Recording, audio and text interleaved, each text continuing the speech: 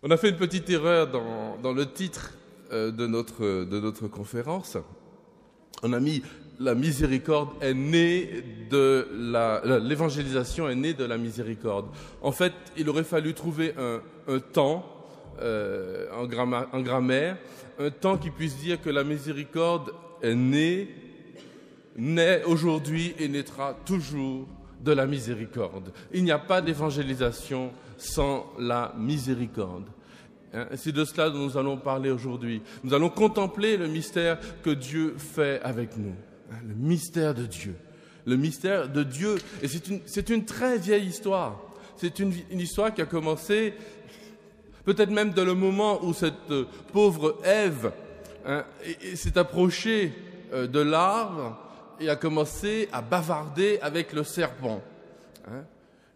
Petite parenthèse, dernièrement, il y a eu une campagne électorale en France et les sondages prédisaient, sinon la victoire, en tout cas, des succès électoraux à un parti politique qui est l'ennemi juré d'un autre parti qui est au gouvernement.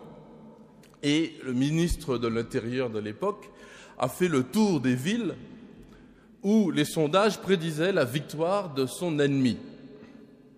Et le chef du parti ennemi a dit « C'est très simple, si vous voulez savoir où nous allons gagner, il suffit de suivre le ministre et vous allez voir, nous allons gagner toutes les villes où il est allé. » Eh bien, cette phrase purement politique était une phrase prophétique si on l'applique à Satan et au monde et à la victoire de Dieu. Satan va s'attaquer exactement aux lieux et aux choses que Dieu va gagner.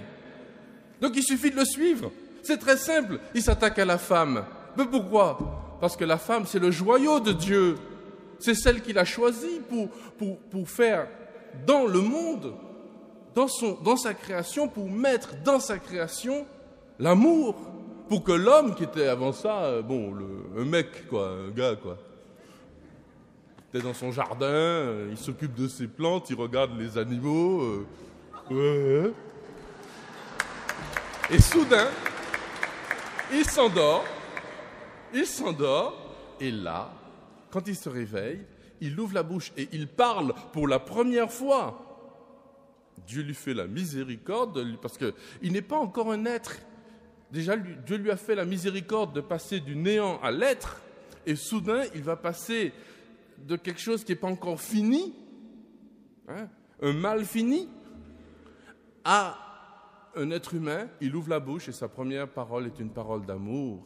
La première parole de l'homme, celle-ci est la chair de ma chair, l'os de mes os, elle s'appellera ma femme, c'est elle. Et donc l'amour, Dieu le crée dans le monde, un amour à son image et à sa ressemblance à travers la femme. Et donc le démon, qu'est-ce qu'il fait ? Il attaque la femme. Il l'attaque hier, il l'attaque aujourd'hui, et mesdames, il l'attaquera demain aussi. Et donc si on suit le démon, eh bien on va trouver tous les lieux de la victoire du Seigneur. Et on va passer entre autres par la femme, la famille, l'Église catholique en particulier.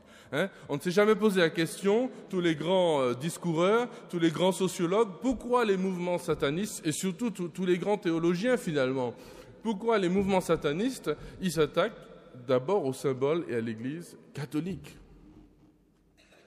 Les messes noires avec des hosties consacrées, vous connaissez peut-être cette histoire d'un sacristain, un sacristain, quoi. J'aime beaucoup les sacristains.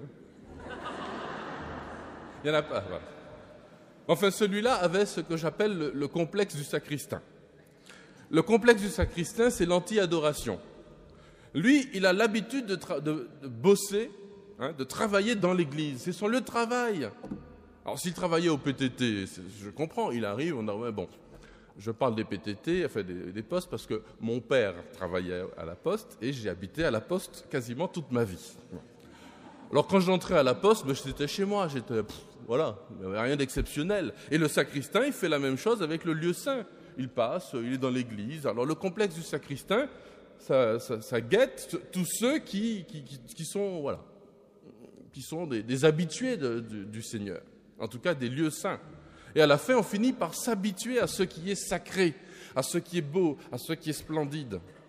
Et alors, ce sacristain, un jour, des gens lui ont demandé, lui proposer, contre de l'argent, de leur donner une hostie consacrée. Des satanistes, bien sûr, qui voulaient faire une messe noire. Et bon, cet homme avait peu de scrupules, mais il s'est dit quand même, on ne va pas abuser quand même, il craignait un peu pour son âme. Donc il s'est dit, je vais leur donner une hostie non consacrée. S'ils voient la différence, ils sont forts.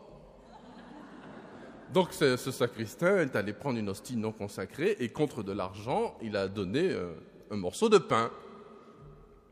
Le lendemain, ils sont revenus pour le frapper. Il s'est fait tabasser, ce sacristain.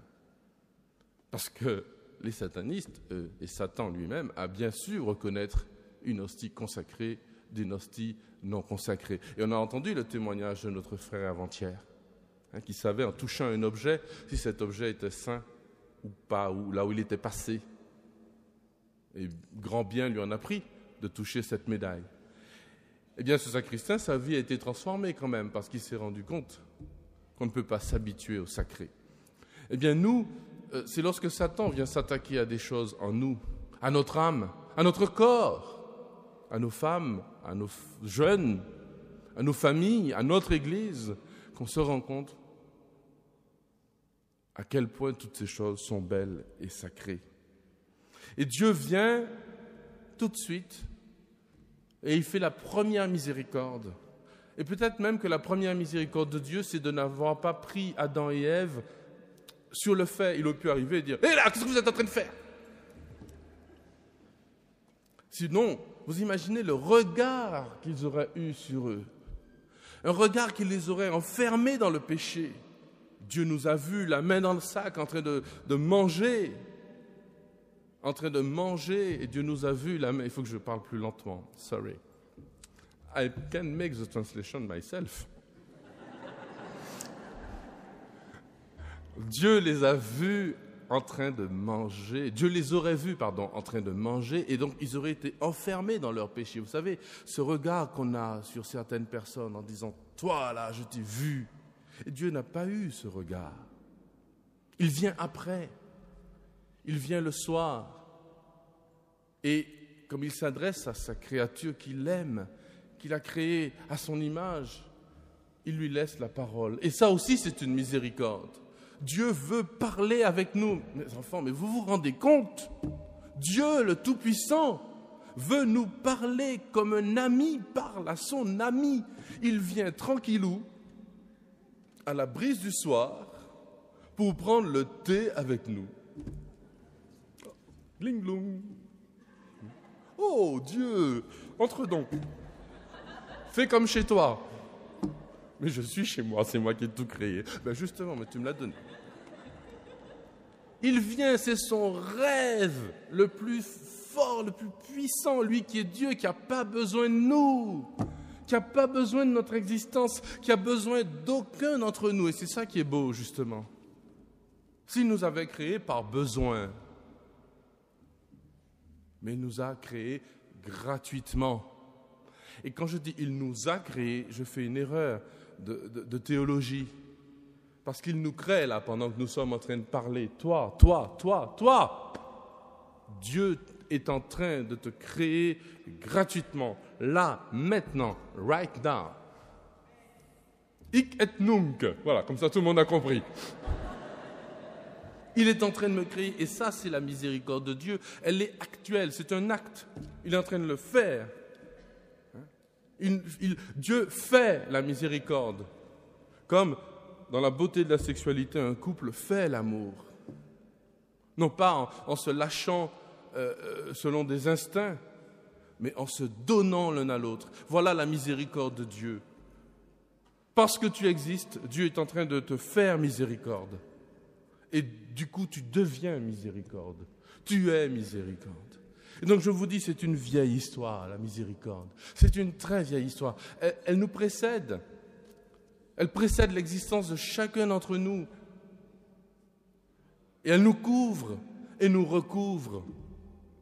Mais c'est splendide, ça. Voilà une expérience qu'il faut faire. Rentrez chez vous. C'est une expérience que je propose souvent.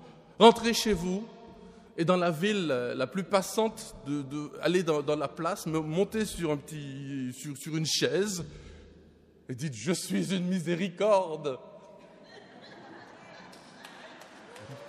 pour mes frères. Faites l'expérience, vous allez voir. Ça fait du bien.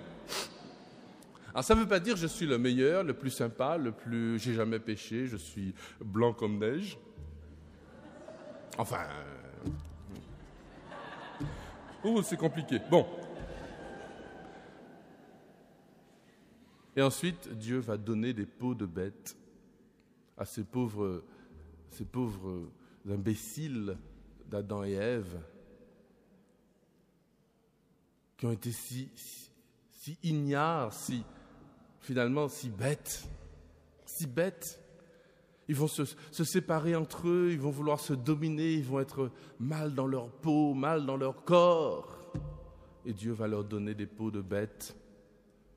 Une histoire qu'on raconte souvent quand on parle de miséricorde, c'est, vous savez, une fois qu'ils se retrouvent nus, ils se font des pagnes avec des feuilles de figuier. Exact, très bien. Vous avez lu la Bible, dans la Genèse. Certains disent des feuilles de vigne. Non, ça c'est dans la mythologie grecque. Il ne faut pas confondre. Et pourquoi des feuilles de figuier? Eh oui, c'est ça. Ils se sont trompés, ça gratte le figuier. Alors vous imaginez? Ils arrivent avec leurs feuilles de figuier. Ils sont ridicules. Eh bien, précisément, le ridicule, c'est exactement ce que le démon veut pour l'homme. Il veut nous ridiculiser. Il ridiculise l'homme. Quand on voit ces hommes et ces femmes qui s'habillent n'importe comment avec des... J'ai rien contre la mode, moi je suis à la mode du XIIIe siècle. Bon. Mais c'est une mode quand même. Je lance une mode. Mais il y a des modes qui sont ridicules. Ça ridiculise les femmes. Ça ridiculise les garçons.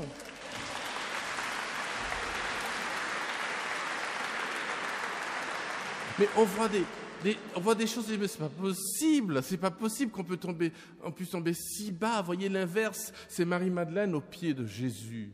Alors aujourd'hui, pour le féminisme, Marie-Madeleine, c'est ridicule. Aux pieds d'un homme en train de jeter du parfum et les essuyer avec ses cheveux, vraiment, et des larmes. Mais vraiment, alors ça c'est pas le modèle de la femme, ça c'est sûr, actuel. Et elle est dans la plus grande beauté qui soit. Elle est belle, Marie-Madeleine, aux pieds de Jésus. Elle est tellement belle. Et nous qui la fréquentons tous les jours, le père Florian ici, qui vit avec elle. Alors je ne suis pas jaloux parce qu'à la Sainte-Baume, nous avons le reliquaire qui voyage. Donc lui, il vit avec elle, mais moi, je sors avec elle.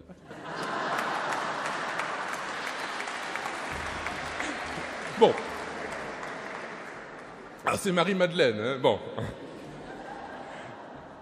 Justement, cette femme sensuelle, elle reste sensuelle, elle reste belle. Elle aime les hommes, elle les aime, mais elle les conduit à Jésus. Elle ne connaît plus que Jésus, sa sensualité, tout. Et vous voyez, avant d'arriver à Marie-Madeleine et la miséricorde en Marie-Madeleine, je voulais dire comment Dieu, pendant tout l'Ancien Testament, a posé les bases. Vous savez, la théologie des entrailles. Les entrailles. Quand on dit le « Je vous salue Marie », il faut dire le fruit de tes entrailles. The fruit of thy womb. C'est ça? Le fruit de tes entrailles est béni. Parce que les entrailles, c'est le sentiment de la maman, de la mère, qui a les entrailles qui se remuent. Et Dieu a posé les bases de sa miséricorde. Au livre d'Osée, au chapitre 11, d'un des plus beaux textes que j'ai reçu dans mon groupe de prière avant d'entrer au noviciat il y a une vingtaine d'années chez les Dominicains. Ce beau texte.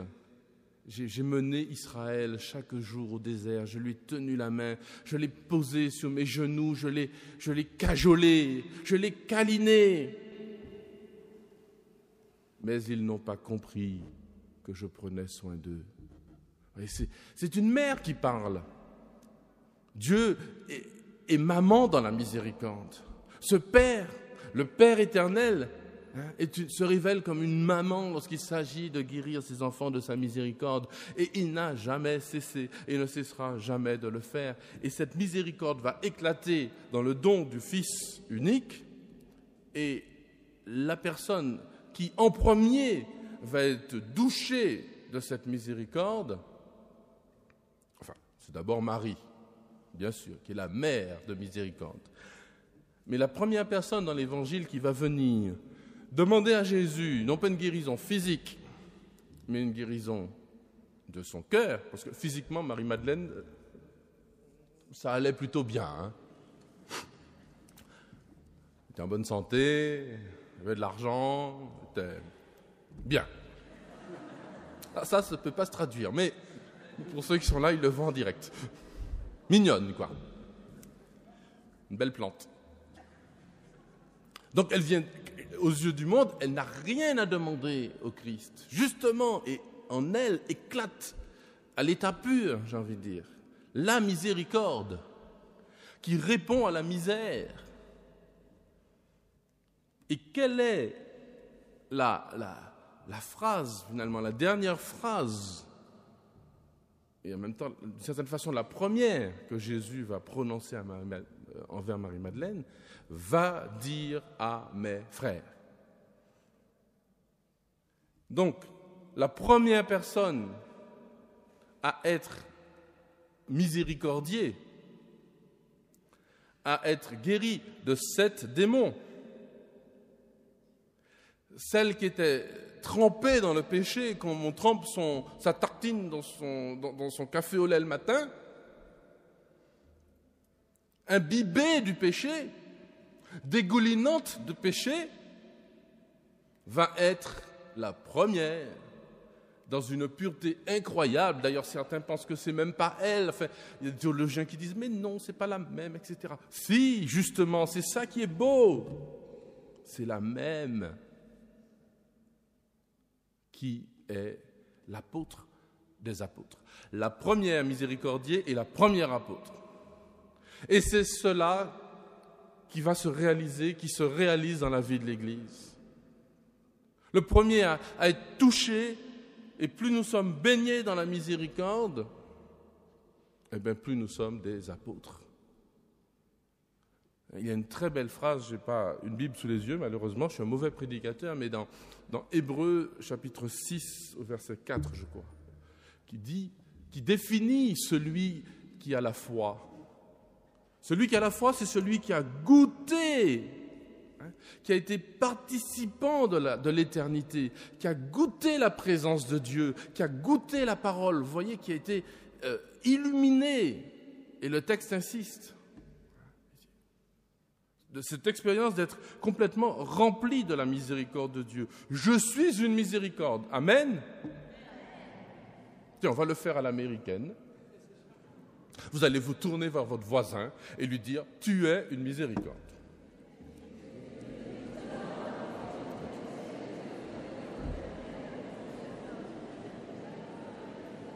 Amen.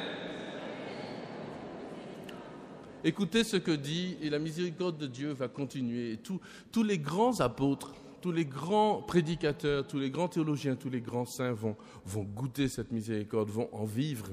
Je dis bien cet amour qui vient réparer, guérir, qui vient nous toucher. Saint Augustin dit cela, je me souviens, il t'a suffi jadis de toucher un homme adultère et assassin pour en faire un psalmiste, le roi David.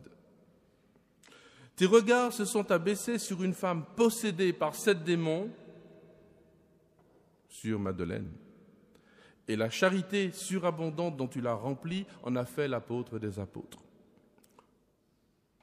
Le larron a été visité par toi pendant qu'il était sur la croix, et le même jour, il est rentré le premier dans le ciel. Vous imaginez, le premier à être rentré au paradis, c'est une question que je pose aux enfants au catéchisme. Qui est entré en premier au paradis après Jésus? Celui qui est arrivé, il avait toute la place pour lui. Nous, on aura des strapontins aux heures d'affluence, on sera debout. Mais lui, il est arrivé, il a choisi, s'il voulait, le plus grand fauteuil possible. C'est la miséricorde qui fait ça, mes enfants.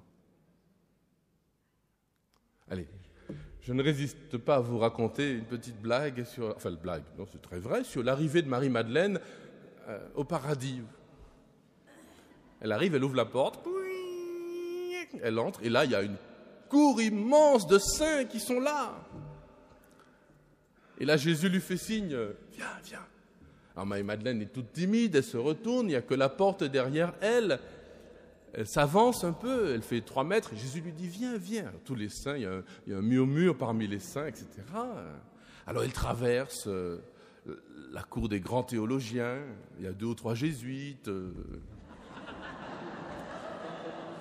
Elle continue, à un moment donné, elle prend une demi-heure pour traverser tous les dominicains et toutes les dominicaines.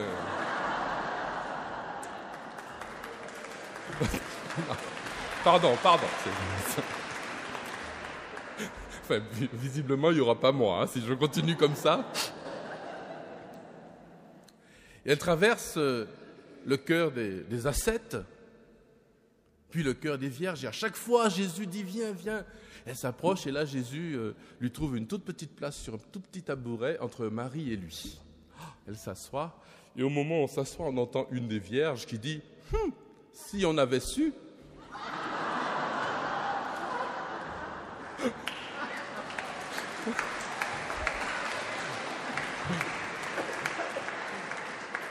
Eh oui, quel mystère, mes enfants. C'est le mystère c'est le mystère des ouvriers de la 11e heure. C'est le mystère du fils prodigue.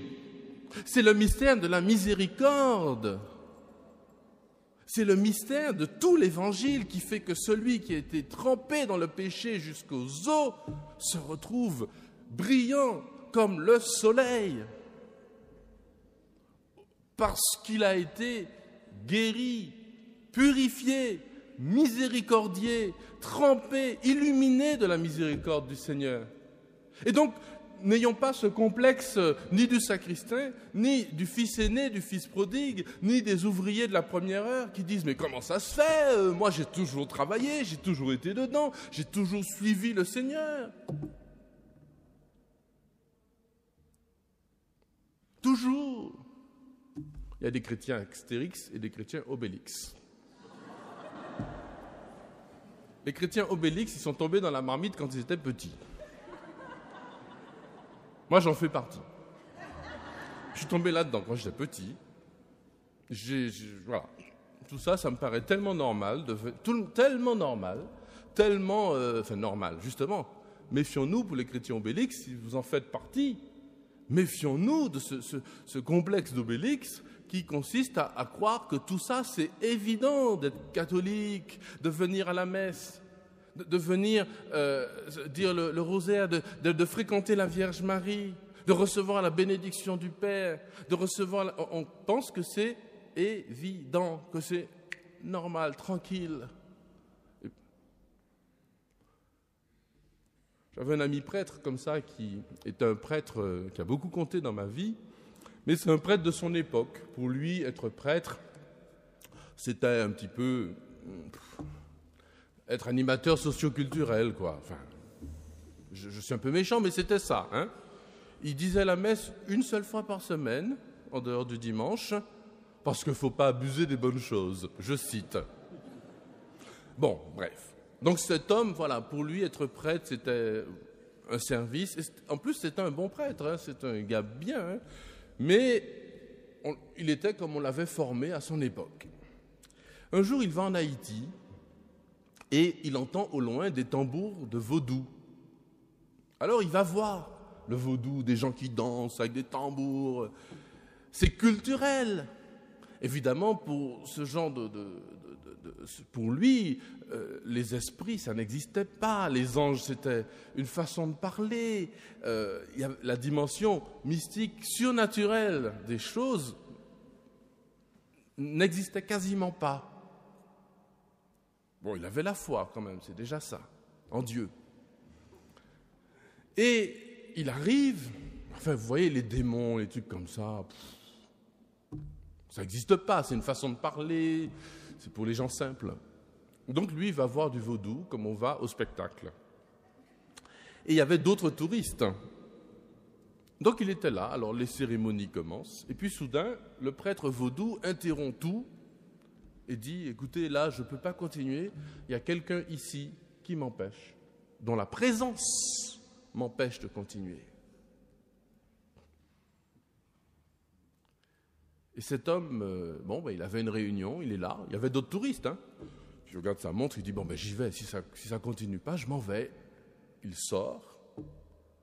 Et le soir, il retrouve des amis qui étaient avec lui et qui étaient restés dans le temple vaudou pour voir la cérémonie. Et ses amis étaient bouleversés.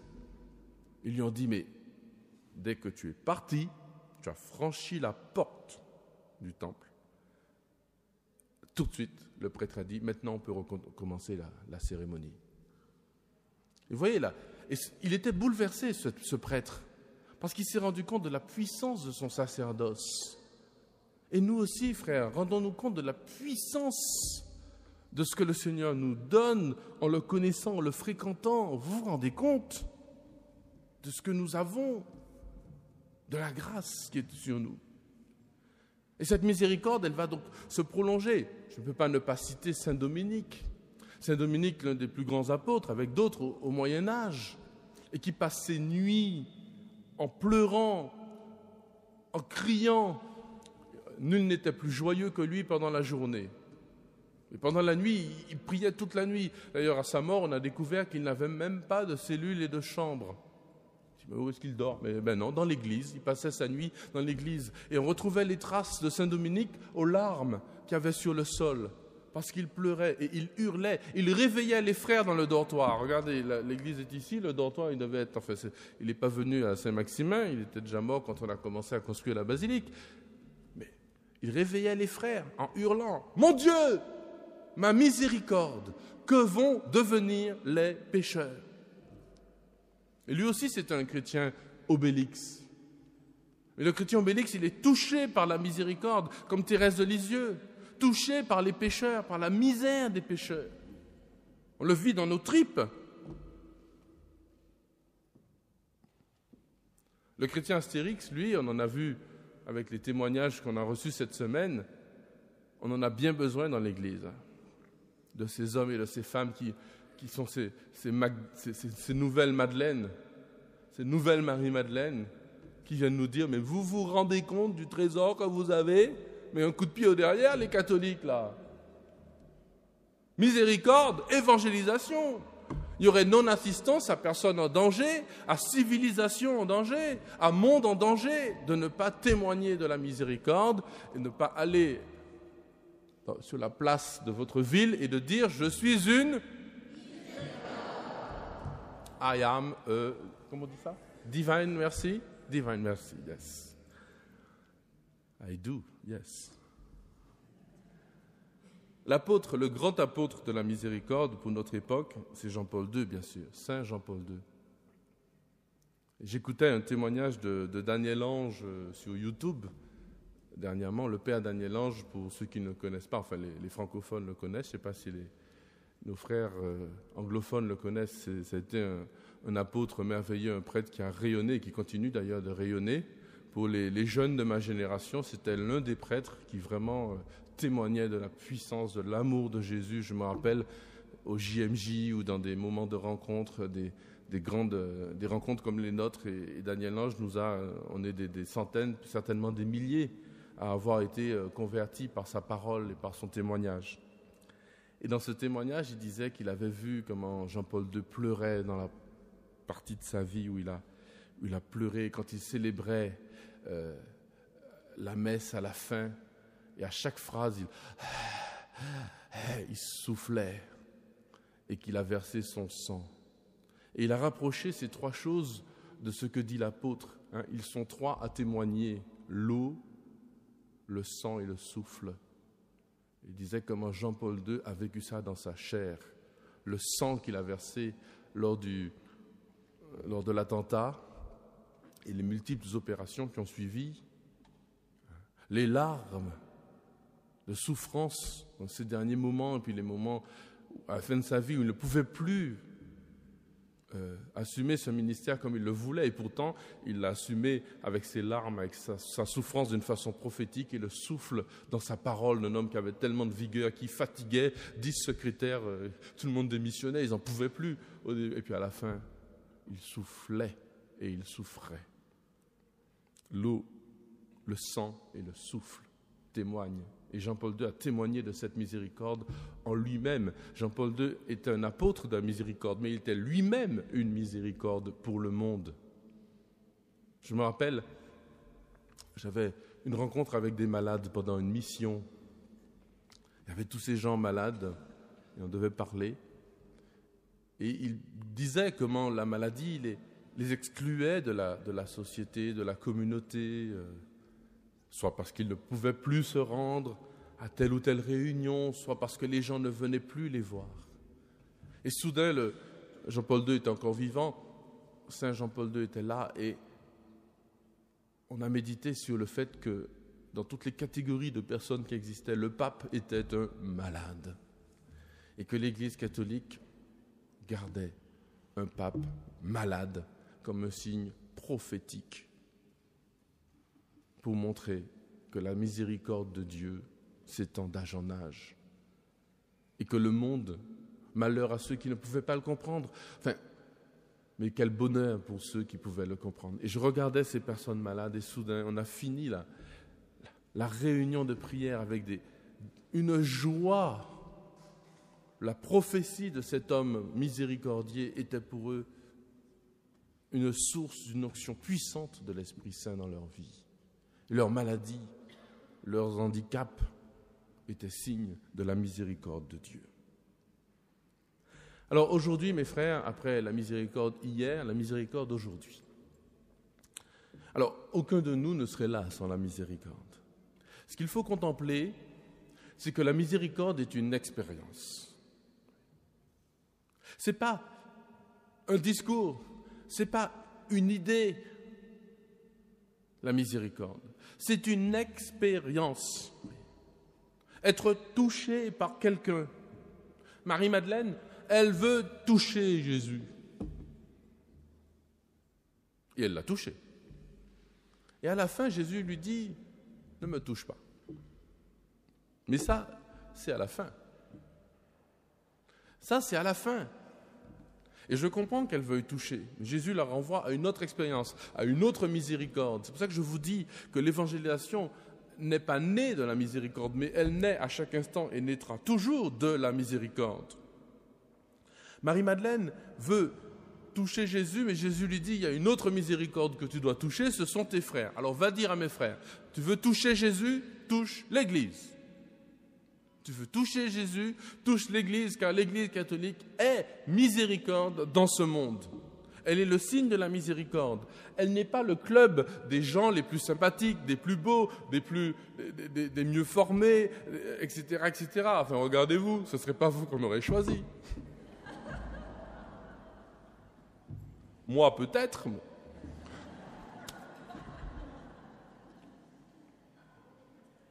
Ce n'est pas le club des gens les plus qui arrivent à l'église en disant, en se contemplant de leur sainteté, en disant « Oh là là, quand j'arrive sur ma petite place et que je suis une miséricorde, je ne suis pas en train de dire « Je suis un type extraordinaire ». Je suis en train de dire « Je suis un pauvre type,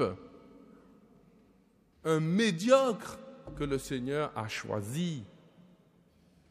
Je n'ai pas fini la citation de saint Augustin, mais tout est de cet acabit. Il dit, qu'est-ce qu'il dit ? N'est-ce point à votre appel que le publicain est devenu un évangéliste ? Vous avez terrassé le persécuteur, et quand il s'est relevé, il est devenu un docteur. Et il finit en disant à Dieu, Dieu, il vous est impossible de ne pas faire miséricorde, car la miséricorde vous est consubstantielle. Dieu est miséricorde. Voyez. Dieu est miséricorde. La miséricorde, c'est le nom de l'amour de Dieu lorsqu'il s'adresse à nous, lorsqu'il se penche vers nous. C'est l'expérience, je dis bien une expérience, c'est de l'ordre du toucher, ce n'est pas de l'ordre du discours. La miséricorde, elle ne s'explique pas. Elle ne s'explique pas avec des tableaux. Et c'est là une grande différence entre notre Église et certaines conceptions du christianisme. Le christianisme, ça n'existe pas. Plutôt, c'est une sorte de liste d'idées, de dogmes, etc. Mais nous, notre religion, moi, je n'ai pas donné ma vie pour des idées. J'ai donné ma vie pour quelqu'un. Vous voyez ? Notre religion, ce n'est pas le christianisme, c'est le Christ.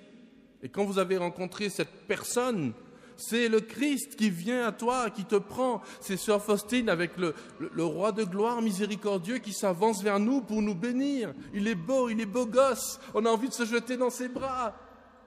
Mesdames, vous n'avez pas envie ? Eh bien, faites-le !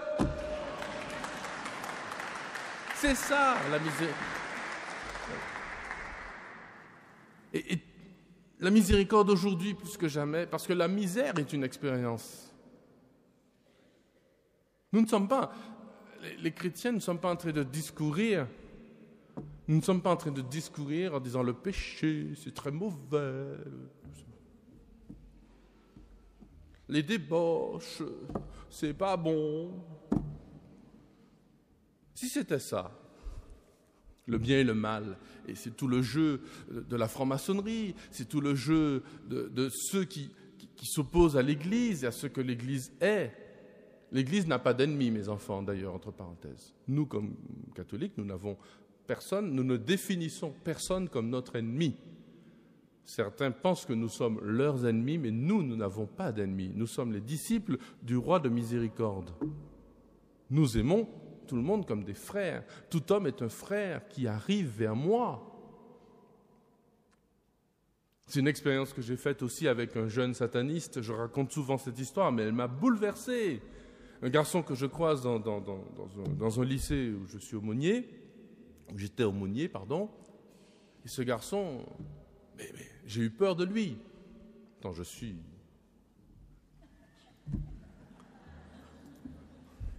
Et pour ceux qui sont à la radio, je fais quand même 120 kilos et 1m85, quoi.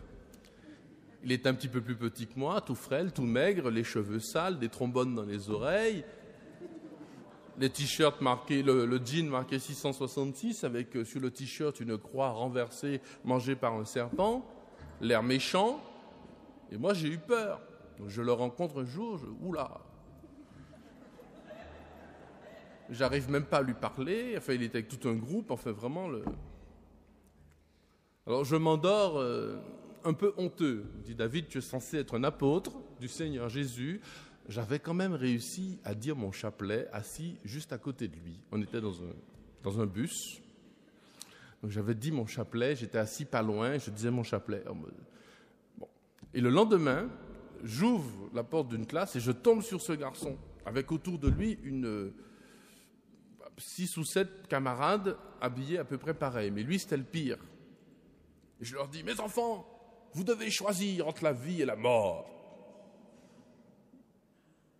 Je ne sais pas si ça allait marcher, mon truc, mais enfin bon. Vous êtes au lycée, la façon de vous habiller, les vêtements que vous portez, les sites internet que vous consultez, les musiques que vous écoutez, les films que vous regardez, il n'y a pas au milieu, c'est soit la vie, soit la mort. Vous choisissez, je ne peux pas choisir pour vous. Ok ? Et vous voyez, là, je découvre à ce jour-là, parce que là, c'est l'Esprit Saint. Parce que je n'avais pas calculé mon discours, je ne savais pas. J'ouvre la porte, je devais leur parler un quart d'heure sur autre chose en leur disant, voilà, cette année, à l'aumônerie, nous allons organiser une chorale de gospel, etc. Non, j'arrive, bam, boum. Vous choisissez entre la vie, la malédiction ou la bénédiction, le malheur ou le bonheur. Vous choisissez. Mais je vous préviens tout de suite, il n'y aura pas de demi-mesure dans le bien et dans le mal. Je m'en vais, avec un petit coup d'adrénaline. Mais les garçons, on est toujours un peu... voilà, on a besoin de montrer les muscles. Un muscle et 2 cerveaux. Voilà. Et alors... Je dis, bon, c'est bon, je suis grillé pour cette classe-là. Ils vont dire, celui-là, c'est un curé. Et arrive mon bonhomme, à la récréation, en me disant « Je veux parler avec toi, tu vas me sauver la vie ». La veille, j'avais peur, j'avais un loup. Le lendemain matin, j'avais un agneau. C'était un agneau déguisé en loup, en fait. C'était un agneau. Il n'attendait que ça, qu'on lui dise la vérité. Et la vérité est une miséricorde. On pense que ça va faire mal, mais c'est une miséricorde. La miséricorde de Dieu, c'est pas toujours le câlinou. Mais non, c'est pas grave. Tu vis dans le milieu gay, tu vas dans des orgies, tu satanistes. Mais non, tout le monde il est beau, tout le monde est gentil. C'est pas grave. Comme on chantait chez moi quand j'étais petit, ceux de ma génération connaissent. Hein? Voici venu le temps des rires et des chants dans l'île aux enfants. Hein? Et on a eu certains discours, on pense que la miséricorde c'est un discours très doux, très gentil, mais non, c'est un discours de vérité. La vérité, parfois, elle brûle. Elle fait mal, mais c'est une charité. Le bienheureux Hyacinthe Marie Cormier, un dominicain qui est venu ici, qui a été béatifié en 1994, donc il y a 20 ans, qui disait la charité de la vérité. Dire la vérité, c'est un acte de charité, d'amour, de miséricorde. Oui, il faut nourrir les pauvres qui meurent de faim. Oui, il faut loger des hommes et des femmes qui sont à la rue. Oui, il faut accueillir l'étranger. Mais je vous en supplie, nourrissons aussi ces âmes qui sont en train de se perdre. L'évangélisation est une miséricorde. Vous voyez, être catholique, c'est pas être quelque chose et puis chacun sa tasse de thé, chacun son truc. Non. Chaque homme dans ce monde est fait pour être catholique. Parce que l'Église n'est pas un parti politique ou une religion parmi d'autres.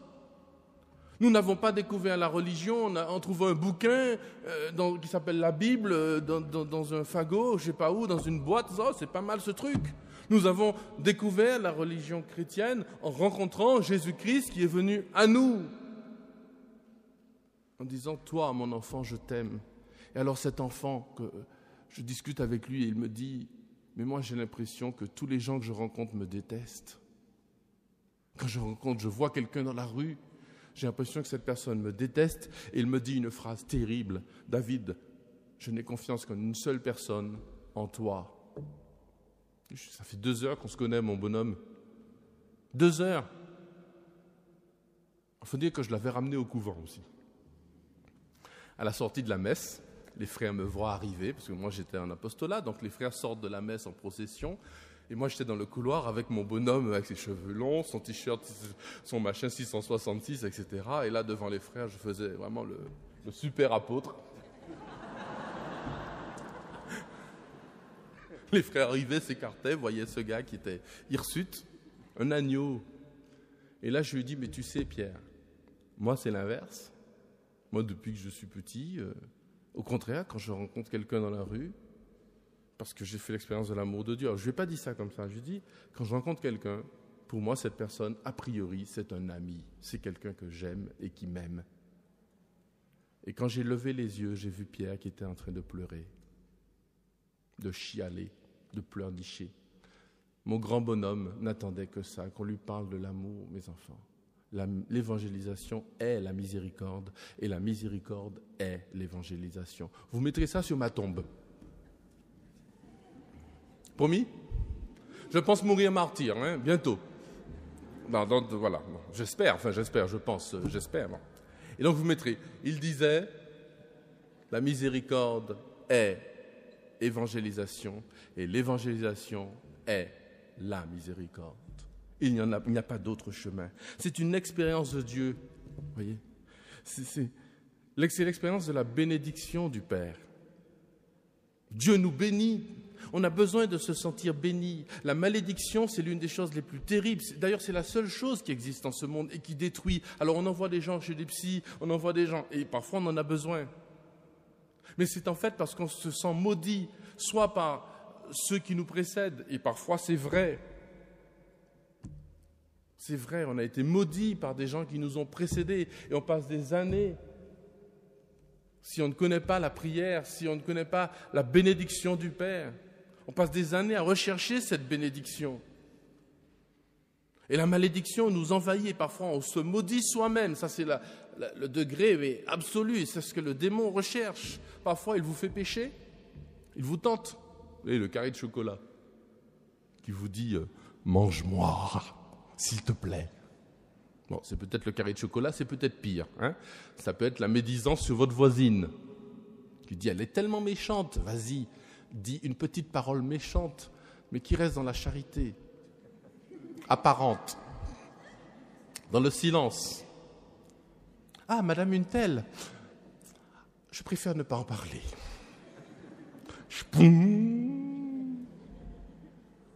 Oups. Dangereux cette arme.